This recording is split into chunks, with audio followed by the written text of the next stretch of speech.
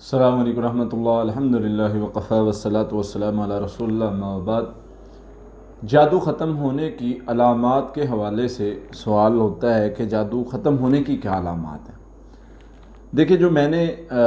دیکھا ہے، غور کیا ہے اس معاملے پر کہ جادو ختم ہونے کی کوئی بہت زیادہ علامات تو نہیں ہوتی کہ بہت واضح جیسے جادو ہونے کی علامات ہمارے سامنے آ جاتی ہیں، تو جادو ختم ہونے کی بھی واضح علامات یہ جس سے ہمیں کنفرم ہو جائے کہ جادو ختم ہو چکا ہے، یعنی مریض کے اعتبار سے میں بات کروں۔ معالج تو الحمدللہ جب ہم پڑھائی کرتے ہیں تو اس سے اندازہ ہو جاتا ہے کہ جادو ہے یا نہیں ہے یا ختم ہو گیا، کیا معاملہ ہے، لیکن مریض کے لیے کچھ علامات ہیں جو میں آپ کے سامنے رکھ دیتا ہوں۔ سب سے پہلے تو جو جادو کی علامات ہیں،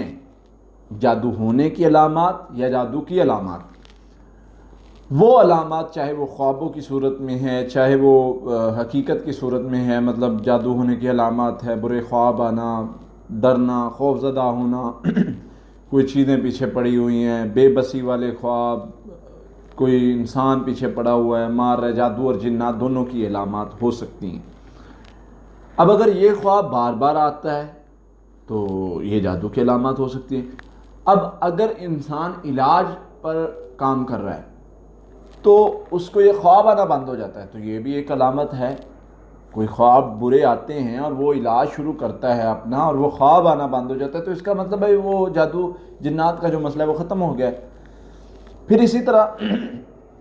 جادو جنات کی وجہ سے بننے والے مسائل کا ختم ہو جانا، مثلا جادو کی وجہ سے جو مسئلہ بنا ہے، جو بیماری ہے، رکاوٹ ہے، تکلیف ہے، جادو جنات کی وجہ سے کوئی بنی ہے، اب اس کا ختم ہو جانا، مثلا کوئی بیماری لگا دی، اسٹمک پرابلم کر دیا یا کوئی بھی ایشو بنا دیا، ٹانگ میں بساؤ کا درد ہوتا ہے مریض کے، بہت زیادہ دیر تک رہتا ہے یا کوئی چیز اس طرح، اب وہ تکلیف کا ختم ہو جانا تو یہ بھی ایک علامت ہے کہ جو بیماری جادو جنات کی وجہ سے لگائی گئی تھی وہ الحمدللہ ختم ہو گئی، تو اس سے بھی یہ بھی ایک پازیٹیو سائن ہے علاج کے اعتبار سے کہ یعنی جادو جنات کا ختم ہونے کی جو ہے وہ سمٹم علامات وہ یہی ہیں۔ پھر اسی طرح سے جو ہے وہ جادو جنات، جادو کی بننے کی جو وجوہات ہوتی ہیں، یعنی جن وجوہات سے جادو بنتا ہے، جادو یا جنات کا اثر بہت زیادہ ہوتا ہے، خوف زدہ بہت زیادہ رہنا، وسوسوں کا بہت زیادہ آنا، غصے کا بہت زیادہ آنا،